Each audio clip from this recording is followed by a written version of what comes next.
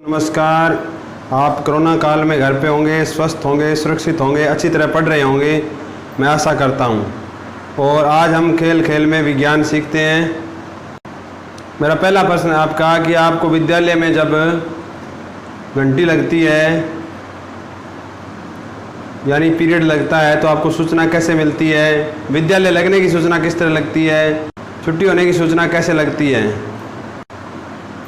कि जो लाइट की तारें होती है, विद्युत तारें जिनको बोलते हैं, घरों में आती है, उन पर प्लास्टिक का खोल क्यों चढ़ा होता है? विद्युत तारों पर इस तरह प्लास्टिक का खोल काले रंग का क्यों चढ़ा होता है?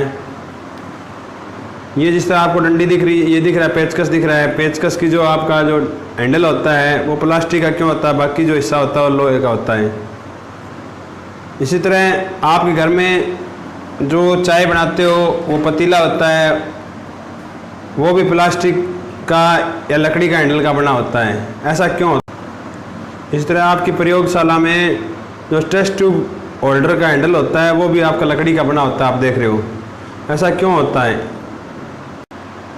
अब आप समझ गए होंगे कि हम आज कक्षा 8 का विज्ञान का धातु और अधातुओं के गुणों के बारे में चर्चा करेंगे।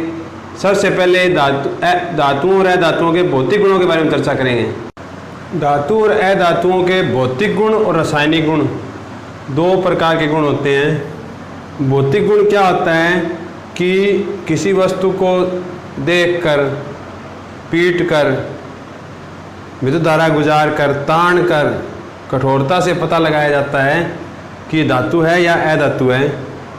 तो हम इनकी एक एक करके आपके साथ चर्चा करेंगे।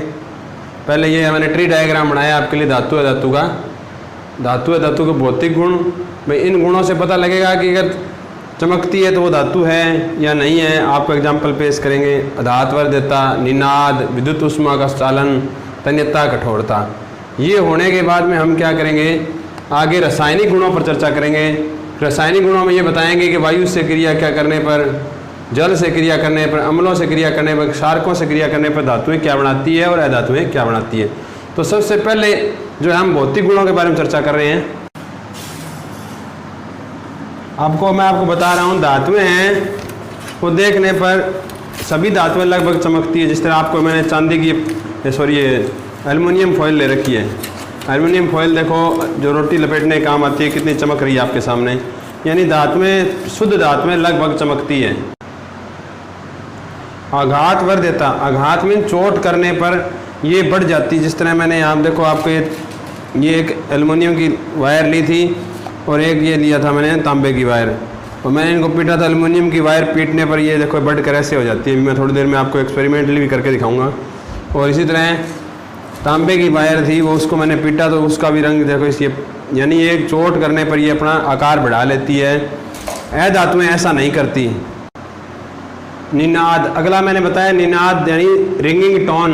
धातुएं लकड़ी अथवा अधातु या धातु के साथ पीटने पर ध्वनि उत्पन्न करती है।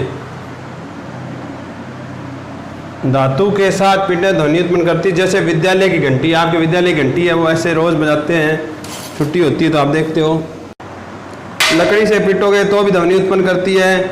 लोहे से पीटोगे, देखो ये पेचकस का हैंडल है, इससे पीटोगे तो ध्वनि उत्पन्न करती है। यानी धातुएं हैं, चाहे धातु से पीटो चाहे अधातु से पीटो। लकड़ी है, धातु है, कार्बन का रूप है, इसे पीटो ये क्या पैदा करेगा? देखो आप, घंटी उत्पन्न करती है। अधातु आपस में ध्वनि उत्पन्न नहीं करती, रिंगिंग टोन उत्पन्न नहीं करती। देखो मैंने दो लकड़ियाँ इनको पीट रहा हूँ। यानी धातुएं निनाद उत्पन्न करती है हमें ये। अब अगला है आपका विद्युत व ऊष्मा का चालन।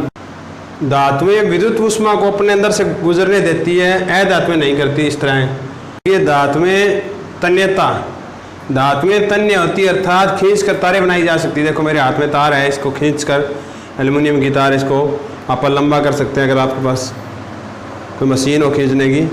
तो इसी तरह आप तांबे की तार भी बनाई जाती है। यानी धातुएं लगभग सभी तन्य होती है, अधातुएं तन्य नहीं होती।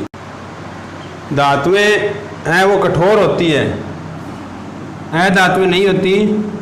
मैं लिख रहा हूँ धातुएं कठोर। एक हीरा है, इसका अपवाद है।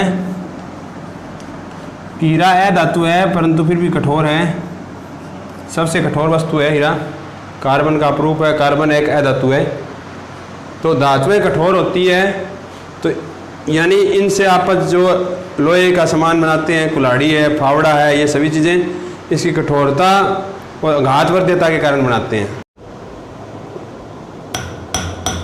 ये देखो आघातवर्ध्यता का गुण है। ये देखो जब पीटेंगे तो इसकी, देखिए एल्युमिनियम की वो थी, कुछ देर पीटने के बाद में ये प्राप्त हो गई है। एल्युमिनियम की तार थी, जो बिजली की तार थी, उसको मैंने ऐसे पीटा, आघातवर्ध्यता। या कि एक लोहे की कील को भी पीट सकते हो आप, पीट कर, यानी आघात में क्या होता है, चोट पहुंचाना। चोट पहुंचाने पर ये अपना क्या है, देखो अपना आकार बदल लेती है, यानी वर्ध्य मैंने बढ़ जाती है, अपना आकार बढ़ जाता है। देखो ये ऐसा हो गया, तो इसको बोलते हैं आघातवर्ध्यता। आप दूसरा क्रियाकलाप, ये इस तांबे की तार है, उसको भी पीटो ऐसे काफ़ी देर तक, तो कुछ देर बाद आपको ये तांबे की तार है वो ऐसे, ये आघातवर्ध्यता है। धातुएं सभी आघातवर्ध्य होती है, यानी चोट पहुंचाने पर वो क्या है, फैल जाती है। इसी प्रकार धातुओं को पीट कर हमारे दैनिक जीवन में जो लोहे की चद्दरें होती है, बनी होती है, वो पीट कर बनाई जाती है, बड़ी बड़ी। अब हम विद्युत धारा है वो धातुओं में से गुजर जाती है और अधातुओं में नहीं गुजर जाती। उसके लिए हम क्या कर रहे हैं, सबसे पहले एक बैटरी बना रहे हैं। बैटरी क्या होती है, सेलों के समूह हैं, उनको क्या है, बैटरी कहते हैं। देखो इसका जो पॉजिटिव टर्मिनल है वो इस दूसरे सेल के नेगेटिव टर्मिनल से जुड़ता है, तो दो या दो से अधिक सेल लग जाते हैं तो हम उसको क्या कहते हैं, बैटरी कहते हैं। अब इस बैटरी का प्रयोग मैं विद्युत धारा गुजार कर दिखाऊंगा आपको कि धातुओं में से विद्युत धारा गुजर जाती है और अधातुओं में से नहीं गुजर जाती है। मैं ये सिद्ध कर रहा हूँ, धातुओं में से लाइट गुजर सकती है। देखो ये टर्मिनल, इसको ऐसे लगाता हूँ, बल्ब जल उठेगा तो हम कहेंगे लाइट विद्युत धारा गुजर सकती है। अब मैं अधातुओं के लिए करके दिखाता हूँ आपको। ये सिद्ध करने से पहले मैं एक जो सेल है उसको फोड़ रहा हूँ। ये देखिए ग्रेफाइट है, ये अधातु है, परंतु फिर भी कार्बन का अप्रूफ है, लेकिन फिर भी लाइट पास कर सकती है। बाकी धातुएं अपने में लाइट पास नहीं करती है। देखिए ये ग्रेफाइट मैंने सेल को तोड़ कर निकाला था, ये विद्युत धारा अपने अंदर से पास कर देती है। ये देखिए मैंने लकड़ी तोड़ी है। अब देखते हैं कि अधातुएं हैं वो लकड़ी, कोयला, कुछ भी ले सकते हो आप, विद्युत चालन करती है क्या, तो हम ये लाइट नहीं पास हो रही इसमें से। अगर मैं इसको हटा देता हूँ तो बल्ब जल उठता है।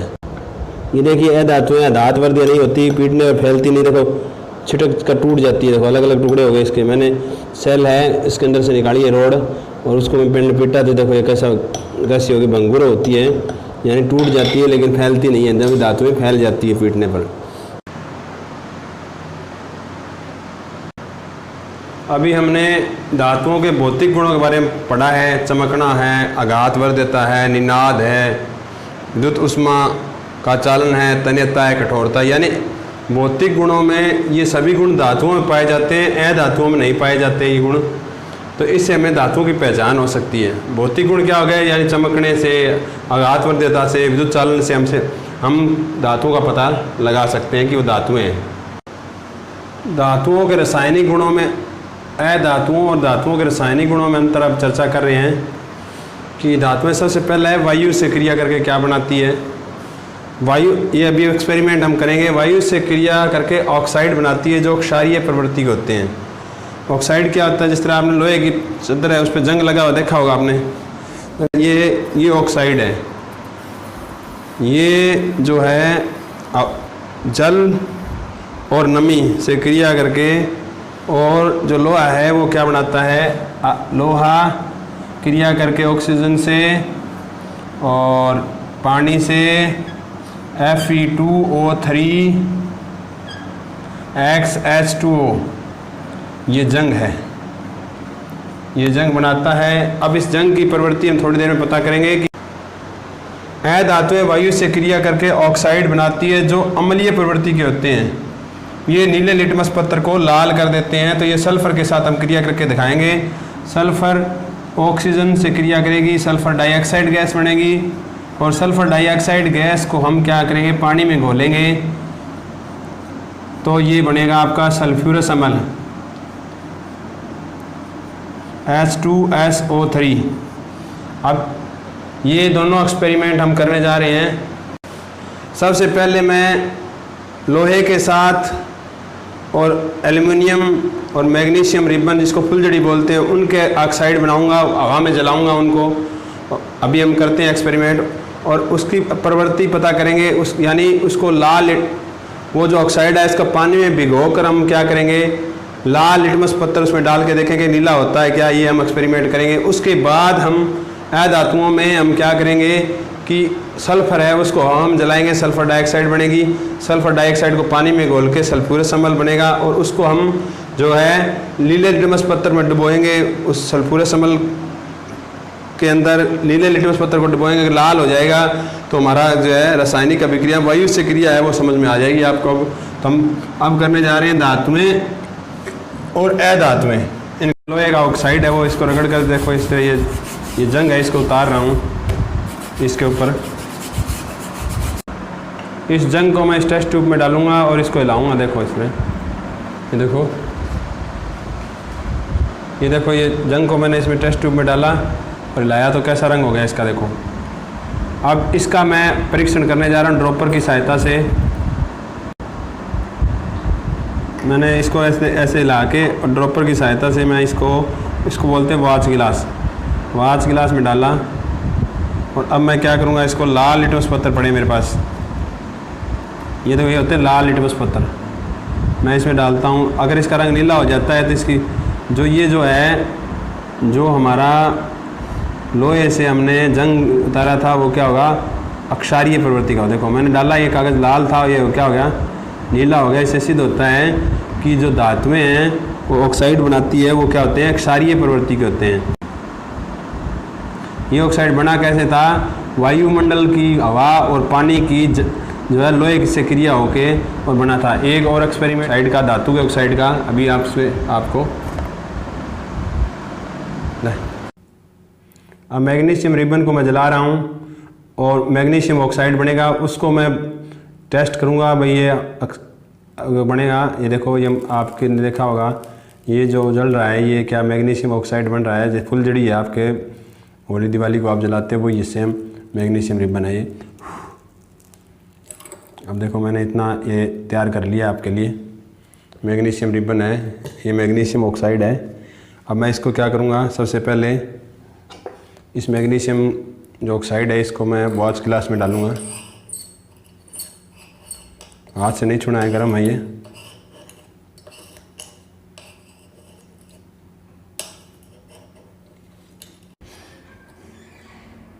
मैग्नीशियम ऑक्साइड बना था ये आपका, ये मैंने क्या किया, इसमें वो वाच गिलास के अंदर डाल लिया और वाच गिलास के अंदर ये जो है इसका घोल बना रहा हूँ मैं। अब मैं इसको लाल लिटमस पत्थर डालता हूँ। ये मेरे पास लाल लिटमस पत्थर है, देखो। अगर ये नीला हो जाएगा तो ये प्रवृत्ति क्या होगी इसकी, धीरे धीरे देखो ये लाल लिटमस पत्थर है वो नीला होता जा रहा है। यानी धातुएं अम्लों ऐसे धातुएं वायु से क्रिया करके जो ऑक्साइड बनाएगी वो क्या हो गए, अक्षारीय प्रवृत्ति हो गई। यानी जब लाल लिटमस पत्थर है वो नीला हो जाता है तो वो चीज़ क्या होती है, ये सूचक होता है। 7वीं क्लास में आपने पढ़ा है। तो ये लाल लिटमस पत्थर है, ये नीला हो गया, इसका मतलब क्या, देखो ये अक्षारीय प्रवृत्ति की ऑक्साइड बनाती है सभी धातुएं। ये वायु से क्रिया के अंतर्गत पहले हमने धातुओं की वायु से क्रिया की है। सल्फर है मेरे पास जो हाथ में आपको दिख रही है, ये सल्फर से मैं क्या करूँगा, ये जो आपका घर में अगर आपके जो इसका सल्फर और फास्फोरस किसी से कर सकते हो, मैं सल्फर से कर रहा हूँ। फास्फोरस है वो माचिस की तिलियों के अंदर होती है।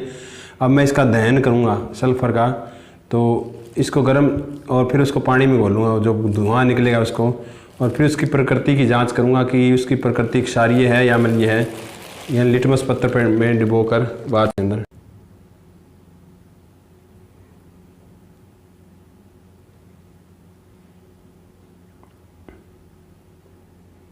ये थोड़ी देर में जलना शुरू कर देगी। सल्फर एक अधातु है, माइक्रो न्यूट्रिएंट पौधों को ज़रूरत होती है इसकी, ज़मीन के अंदर डाली जाती है। ये देखिए जलने लगी है आपकी। अब मैं इसको इस धुएं को अंदर रोक लेता हूँ इसके। ये देखो बहुत सारा धुआं बना है इसका। जैसे मैंने इसको बंद किया इसके अंदर, अब मैं इसके अंदर पानी डालूँगा। इसका नाम है उद्दहन चम्मच। इसमें हमने सल्फ़र को जलाया था और जो गैस पैदा हुई मैंने इसमें हटा लिया और अब इसको हिला रहा हूँ ताकि ये गैस है सल्फ़र डाइऑक्साइड ही पानी में घुल जाए। अब मैं इसको वाच गिलास के अंदर डालता हूँ, घुले हुए पानी को। और ये मैं इसके अंदर जो आपका सल्फ्यूरस अम्ल बना H2SO3 बना था पानी में घोलने से, मैं वाच गिलास के अंदर डाला है।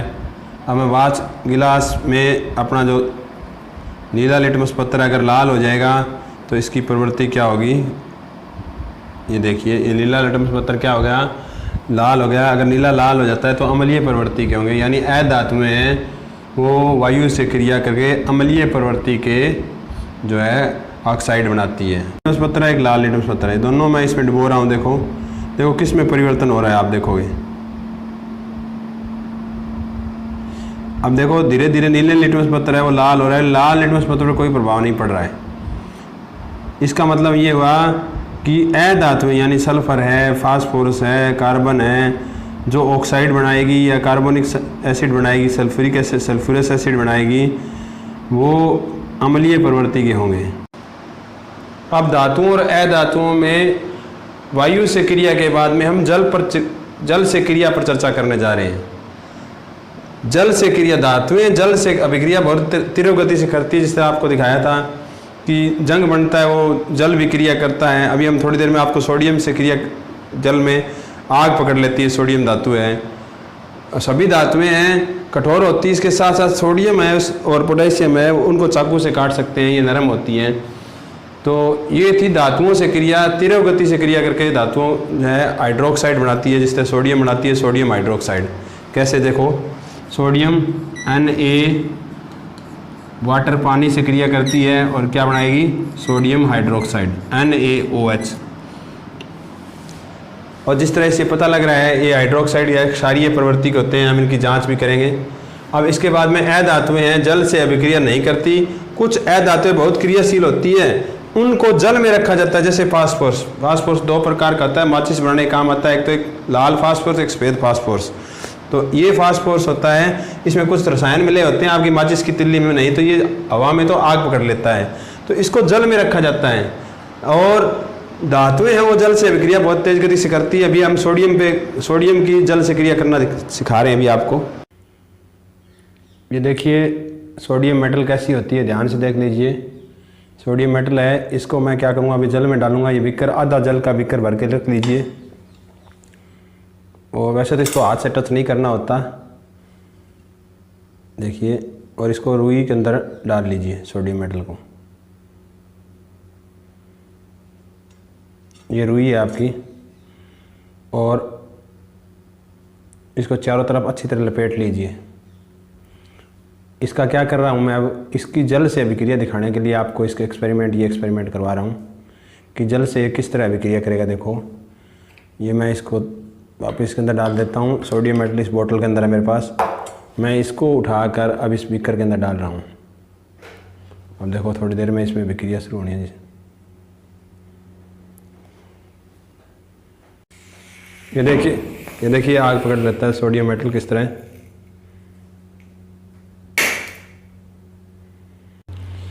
अब पहले हमने वायु से अभिक्रिया देखी है धातुओं और अधातुओं की, उसके बाद में जल से देखी है। इस तरह जल, सोडियम में आग लग गई थी, अभी आपने देखा था। अब हम रासायनिक गुणों में धातुओं की अम्लों से क्रिया है वो करेंगे। तो धातुएं अम्लों से क्रिया करके हाइड्रोजन गैस उत्पन्न करती है। अगर परख नली के नज़दीक माचिस की तिली ले जाए तो वह पॉप साउंड या आवाज़ करती है। तो ये अधातुएं अम्लों से क्रिया नहीं करती। अब ये करवा रहे हैं हम। ये देखिए मेरे पास तनु हाइड्रोक्लोरिक अम्ल है। हाइड्रोक्लोरिक अम्ल, तनु का मतलब क्या है, पानी के अंदर कुछ 5 बूंदे हाइड्रोक्लोरिक अम्ल की डाली थी मैंने। ये परख नली के अंदर डाल देता हूँ मैं। और ये मेरे पास मैग्नीशियम रिबन है जो थोड़ी पहले जलाया था मैंने आपके सामने, उसको मैं इसके अंदर डालता हूँ। देखो किस तरह धुआं उठ रहा है, आप देख रहे हो। देखो ये हाइड्रोजन गैस बन रही है इसमें, अगर मैं इस परख नली के नज़दीक ये मोमबत्ती लाऊंगा तो ये कम है थोड़ा, नहीं पॉप साउंड करती है। इसके अंदर डालता हूँ मैं। अब देखो इसकी सरफेस के ऊपर बुलबुले उठ रहे हैं। ये मैंने इसके अंदर क्या डाला है आप देख रहे हो कि एक तो ये जो मैग्नीशियम रिबन है वो डाला है, और गैस आपको बनती हुई बुलबुले उठते हुए दिख रहे होंगे। देखिए ये इसके अंदर क्या करिए, तन्नू हाइड्रोक्लोरिक अमोनियम डालिए, और ये मैग्नीशियम एल्युमिनियम की पन्नी है जिसमें आप खाना वगैरह बनाते हो, खाना लपेटते हो, सॉरी बनाते नहीं हो। और अभी देखो ये जल से क्रिया नहीं कर रहा है तो बहुत थोड़ी कर रहा है।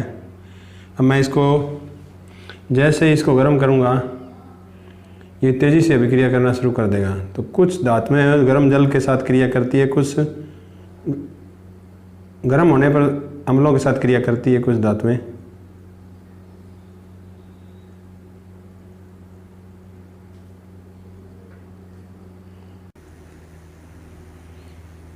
ये देखिए मैंने एल्युमिनियम की जो पन्नी थी वो इसके अंदर डाली थी, और तन्नू हाइड्रोक्लोरिक अम्ल डाला था। गर्म करने पर ये देखो तेज़ी से विक्रिया कर रहा है, और गैस जो बन रही है वो कौन सी है, हाइड्रोजन गैस है बन रही है इसके अंदर। और इसके सामने में ये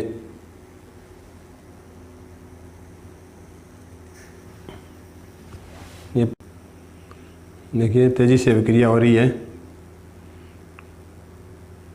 तो अम्लों के साथ धातुएं, अब अम्लों के बाद अक्षारों से क्रिया, धातुएं अक्षारों से अभिक्रिया करके हाइड्रोजन गैस उत्पन्न करती है। अभी हम एक्सपेरिमेंट करके दिखाएंगे आपको। धातुएं क्षारकों से अभिक्रिया भी जटिल होती है, जो आपके अगली क्लासों में पढ़ोगे, बड़ी क्लासों में। सबसे पहले बिक्कर में जल लीजिए। अब क्षारकों से क्रिया दिखा रहा हूँ मैं धातुओं की। सबसे पहले क्या लीजिए, एक बिक्कर ले लीजिए। बिक्कर में 5 ml जल ले लीजिए। अब इसके अंदर सोडियम हाइड्रोक्साइड की कुछ बूंदें डालिए। देखो ये पिघलनी शुरू हो जाती है आपकी।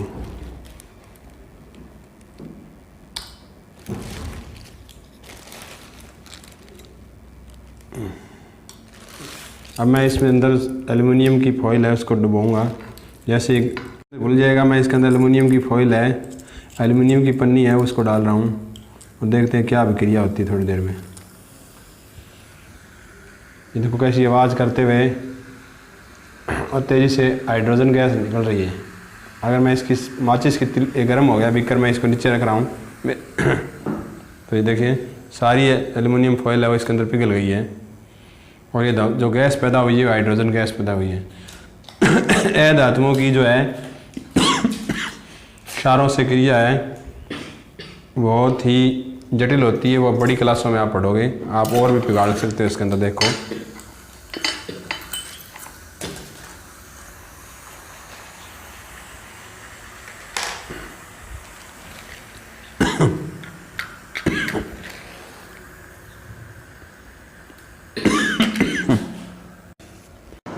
अब हम विस्थापन अभिक्रिया करवा रहे हैं। विस्थापन अभिक्रिया में क्या होता था, जिस तरह आप पुराने एग्जाम्पल ले सकते हो, जिस तरह एक बहुत बड़ा राजा होता था, वो एक छोटे राजा को क्या है पद से हटाकर खुद बैठ जाता था। इसी तरह अधिक अभिक्रियाशील धातु है, जिस तरह ये जिंक है, ये अधिक अभिक्रियाशील है। ये मैं इसमें कॉपर जल है, इसमें कॉपर जो आपको दिख रहा है, ये देखो ये कॉपर सल्फेट या नीला थोथा बोलते हैं। थोड़ा सा इसके अंदर डालूंगा मैं। अब कॉपर धातु को ये जो है आपका है जिंक है वो स्थापित कर देगा, क्योंकि जिंक है ज़्यादा क्रियाशील है। इसे देखो रंग इसका जैसे ही मैंने डाला इसका रंग काला हो गया है, और ये जिंक सल्फेट बना रहा है और कॉपर को बाहर निकाल रहा है। तो ये अभिक्रिया हम अभी समझेंगे कैसे अभिक्रिया होती है। इसको विस्थापन अभिक्रिया कहते हैं। ये हम विस्थापन अभिक्रिया मैंने अभी बताया है। जिस तरह अधिक अभिक्रियाशील धातु थी जिंक, और कॉपर इसके अंदर घुली हुई थी, कॉपर सल्फेट या नीला थोथा, वो कम अभिक्रियाशील थी। तो ये जल है आपका जो दिख रहा है नीला था, इसका रंग बदल रहा है। और साथ में आपकी मेटल थी जो जिंक, उसका भी रंग देखो काला हो गया। पहले देखो, पहले और अब में फ़र्क देखो। अब जो मेटल है जिंक रंग ऐसा है, पहले रंग ऐसा था। ये देखिए फ़र्क पता लग रहा होगा आपको कि जिंक है वो इसको देखो ये बुलबुले उठ रहे हैं इसमें, थोड़ी देर में ये गर्म हो जाता है, यानी विस्थापन हो रहा है किसका, कॉपर का, किसके द्वारा? जिंक के द्वारा। देखो छोटे छोटे टुकड़ों में टूट गया, ये देखिए आप।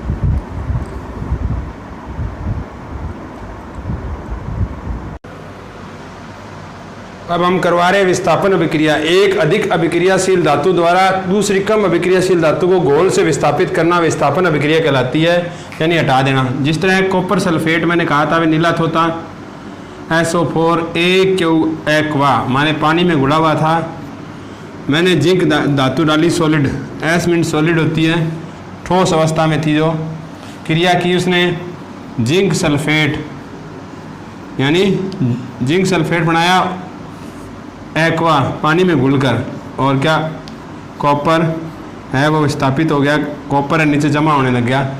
ये थी विस्थापन अभिक्रिया। ये ज़्यादा अभिक्रियाशील धातु थी, ये कम अभिक्रियाशील थी। इसने इसको विस्थापित करके खुद अपनी इसकी जगह आ गई और कॉपर नीचे बैठ गई, इसको विस्थापन अभिक्रिया। अब होमवर्क आपका सुन लीजिए क्या है।